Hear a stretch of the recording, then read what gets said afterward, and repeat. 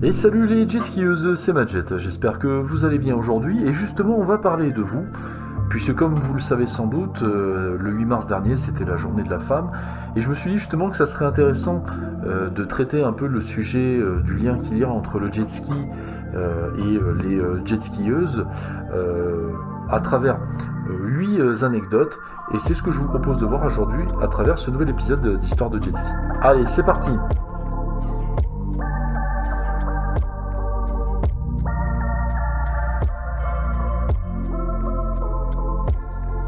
Et salut également donc aux jet skieurs. Par galanterie, j'ai présenté d'abord les jet skieuses puisque c'est un épisode qui leur est dédié ainsi qu'aux femmes qui s'intéresseraient aussi en tant qu'amatrices à l'univers du jet ski. Ce que je vous demande, c'est au niveau des commentaires, mais ce que je dis là, ça peut être aussi valable pour tout le monde hein, finalement, c'est quand même de faire preuve d'un minimum de respect dans les commentaires. Il y a des situations, on va le voir, qui peut-être vont vous indigner, peut-être vont prêter à sourire, voire à se moquer, mais sachez que dans les commentaires, s'il y a quelque chose qui dépasse l'entendement, je serai particulièrement intransigeant, donc je vous demanderai un minimum de respect par rapport à ça. Merci pour votre compréhension. Allez, on commence. Première anecdote, le premier personnage de jeu vidéo de jet ski jouable. Ayumi Stewart, c'est le personnage de base dans le jeu Wave Race 64 et également le premier personnage féminin dans les jeux vidéo de jet ski. Sa biographie est très légère si ce n'est qu'elle est la fille d'un Américain et d'une Japonaise. C'est le personnage idéal pour débuter, facile à prendre en main, meilleure accélération, meilleure gestion des courbes, contre une vitesse de pointe plus faible. On la retrouve ensuite dans Wave Race Blue Storm sur GameCube. Son look change beaucoup.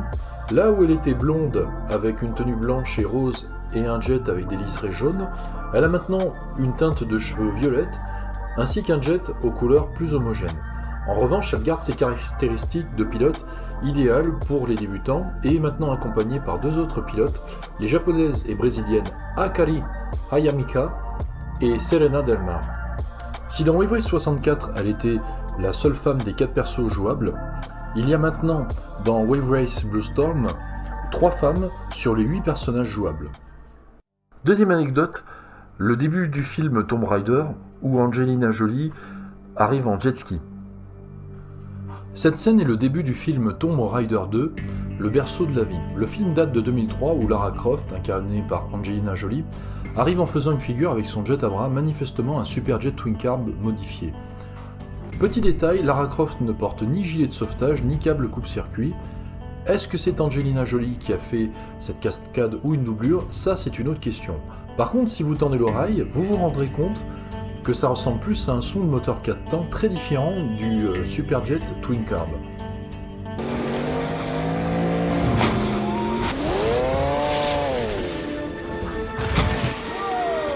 Non.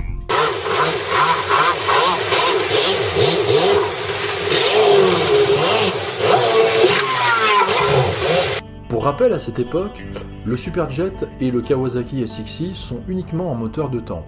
Alors si ça se trouve, Angelina Jolie était déjà en train de faire des tests sur un prototype modifié de ce qui deviendra plus tard le SJ4, soit 18 ans avant sa sortie officielle.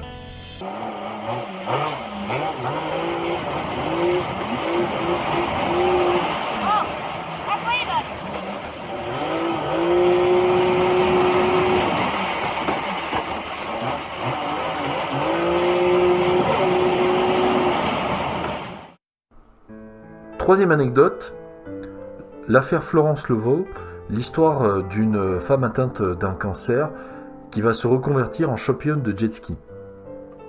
C'est un sujet assez sensible qu'on va aborder à travers l'affaire Florence Levaux.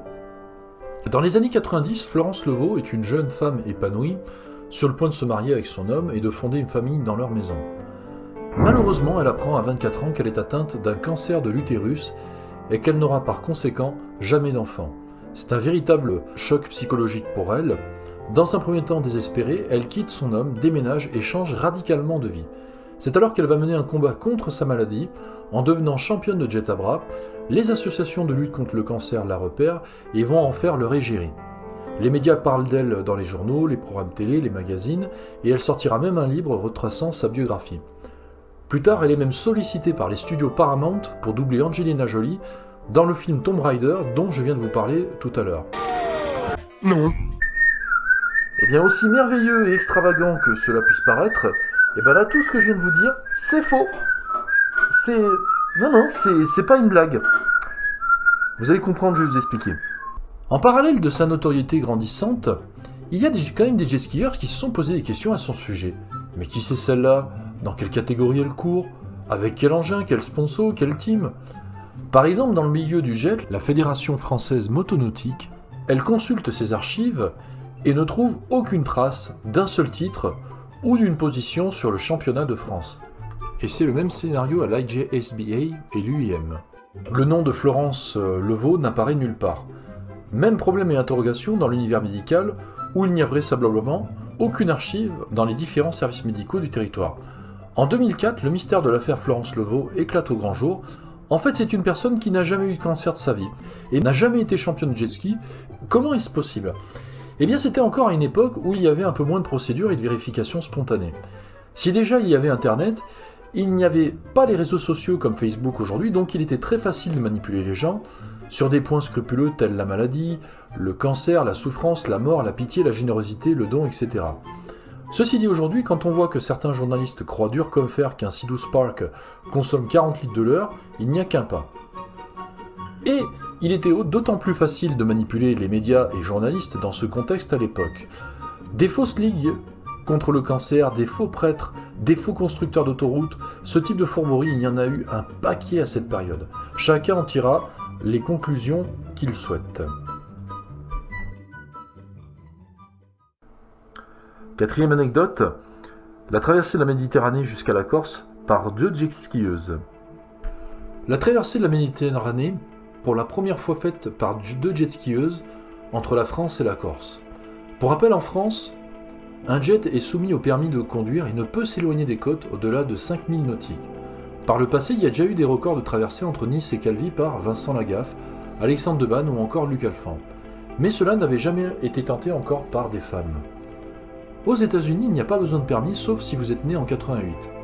Vous avez d'ailleurs souvent des jet-skieurs qui partent de Miami et font escale aux Bahamas à Bimini. Au passage, je vous recommande l'excellente série de vidéos sur la chaîne YouTube de Kevin et Corey, qui est sans doute l'une des meilleures au monde. En 2019, Yamaha fait une grosse opération marketing sur sa gamme EX avec le XR.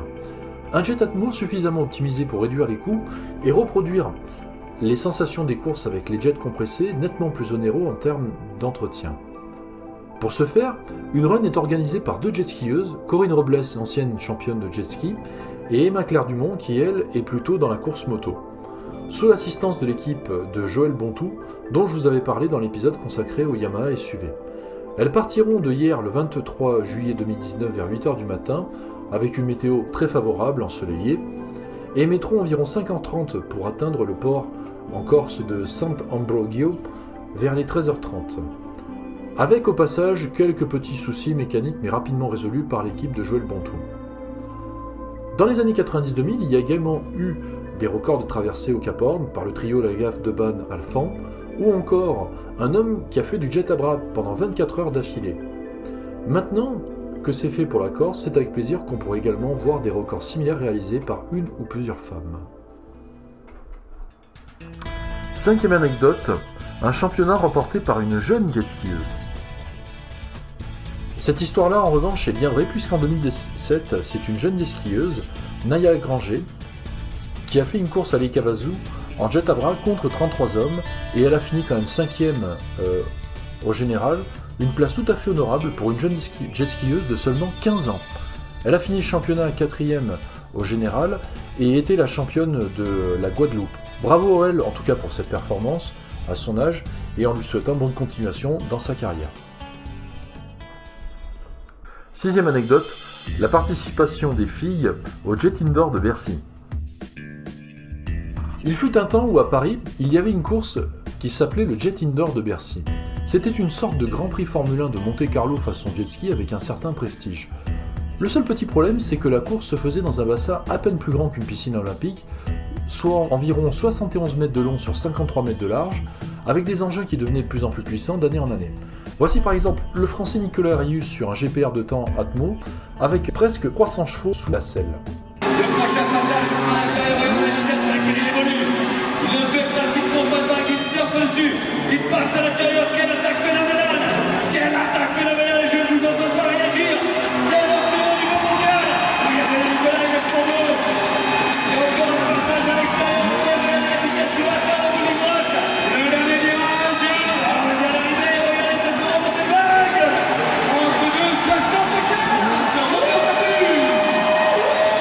Tout seul, ça pouvait le faire, mais ça devenait rapidement plus compliqué, voire même dangereux quand vous aviez 6 concurrents par manche. Avec des chutes et des sorties assez flippantes, ce qui avait le don d'agacer l'organisateur et arbitre de course Ivan Niers, je reviendrai plus tard sur cette personne. En 2003, c'était la première année où les filles concouraient en indoor jet à bras. Autre petit problème, le bassin était rempli par pas loin de 4 millions de litres d'eau glaciale et avec une profondeur de 1 mètre. J'avais assisté au paddock aux Indoor 2000 et je revois Nicolas Rius sortir frigorifié d'un entraînement. Alors l'arbitre Ivan Niers les a autorisés à poser un genou sur leur jet pour faire plus facilement le départ de la course. Les hommes, eux, partaient en revanche avec les 2 pieds au fond de l'eau. Ce sera finalement la Française Audrey Dujardin qui s'imposera devant l'Italienne Elisa Sabatino et la Britannique Vicky Bill.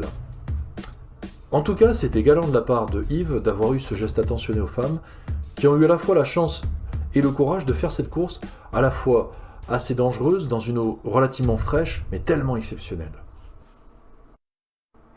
7e anecdote, la jet-skieuse Aisha Rensink. Aisha Rensink, pour ceux qui ne la connaissent pas, est une freestyleuse, à la fois très atypique et rare. Elle est présente depuis une dizaine d'années sur les réseaux sociaux en faisant des figures dans un contexte très particulier. C'est une sorte de mélange entre le freestyle et le cosplay, avec quelque chose de très abouti en termes de détails sur ses motifs. Par exemple, elle fait elle-même ses propres costumes, ce qui apporte à chaque session un regard différent sur chacun de ses shows, en plus d'apporter des personnalisations à ses jets. D'ailleurs, le renouveau, c'est un peu son fer de lance, et elle ne reste jamais sur ses acquis. C'est d'ailleurs pour ces raisons que Aisha Rensink est sans doute la jet-skieuse la plus artistique et la plus créative de toutes au monde. Et enfin, 8e anecdote, Karine Paturel, la jet-skieuse qui concourait même avec les garçons. Avant de parler de Karine Paturel, un peu d'histoire. Dans les années 80, les championnats de jet-ski sont exclusivement américains avec éventuellement quelques pilotes canadiens. À partir des années 90, le jet-ski connaît un effet un peu semblable au phénomène Rasta Rocket dans le bobsleigh, avec l'arrivée sur le championnat américain de nouvelles nationalités.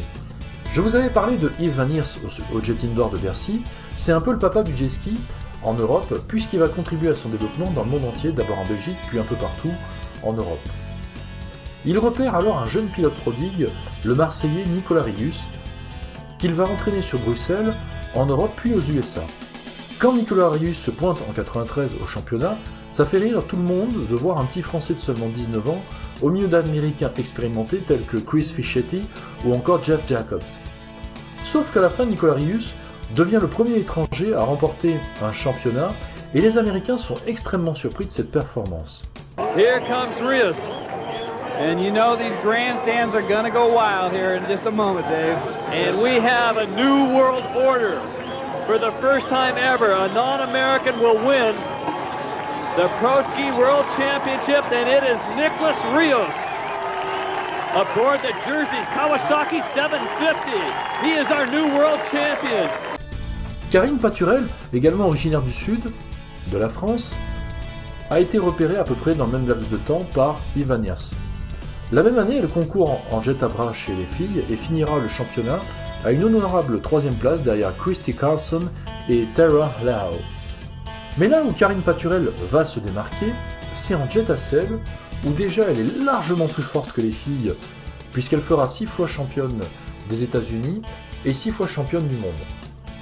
Par la suite, elle va même courir chez les garçons avec l'américaine Tara Lau.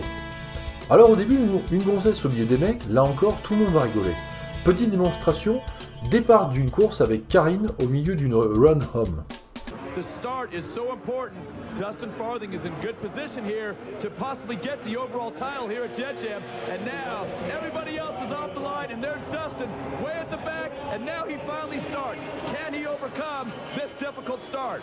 Karine Paturel, the lady from France, grabs the #1 spot. Fischetti trying to pick up second. He's in a battle with Klippenstein and McCluggage, and Bonacci off the backside of the race course breaks.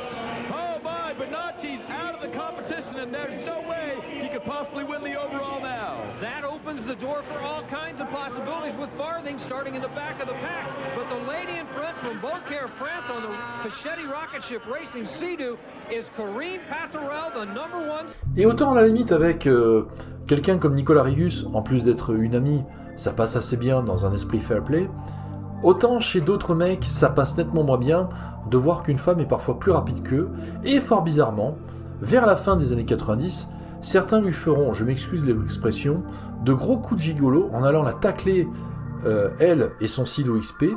Elle souffrira de grosses blessures au genou, et en 99, elle est obligée d'abandonner à Lake Havasu. Fort heureusement pour elle, il y a quand même quelques jet skieurs sympas qui sont allés lui porter secours. Elle participera également au Jet Indoor de Bercy et sera la seule contre les hommes en runabout. Elle finira 3e en 2003 derrière Nicolas Rius et le Belge Benny Gritten. Elle se retirera des courses vers le milieu des années 2000, puis elle s'est reconvertie entre-temps dans la restauration en Floride. Elle aura eu toutefois une carrière honorable puisqu'elle a été championne de France chez les hommes en jet à selle, vice-championne européenne et 3e au championnat du monde masculin. Et si Ivan Niers aujourd'hui c'est un peu le papa du jet ski européen, Karine Paturel est en quelque sorte la maman du jet ski puisqu'elle contribuera au développement de grandes jet skieuses par la suite un peu partout dans le monde. Et bien voilà, c'était 8 anecdotes au sujet des femmes. Je vous avoue que je pensais au début avoir du mal à trouver des faits intéressants à ce sujet, et finalement j'ai été agréablement surpris. Je voudrais au passage remercier Virginie Guignard qui m'a aidé aussi à retrouver certains noms de jet skieuses que j'avais un peu sur le bout des lèvres et dont clairement j'avais du mal à me souvenir. Et j'espère que c'est un épisode qui vous a plu. En tout cas, sachez que si vous êtes une femme, comme vous avez pu le voir à travers ces épisodes, vous n'êtes pas forcément obligé de faire de la course. N'hésitez pas à venir faire du jet. C'est un engin qui est accessible vraiment à tout le monde. Comme vous pouvez le voir, jeune comme plus âgé, il n'y a pas de souci par rapport à ça. En attendant un prochain épisode, eh bien, je vous fais plein de petites gâchettes, plein de petits cœurs aussi. Et puis voilà, à bientôt pour de nouvelles aventures. Salut, ciao.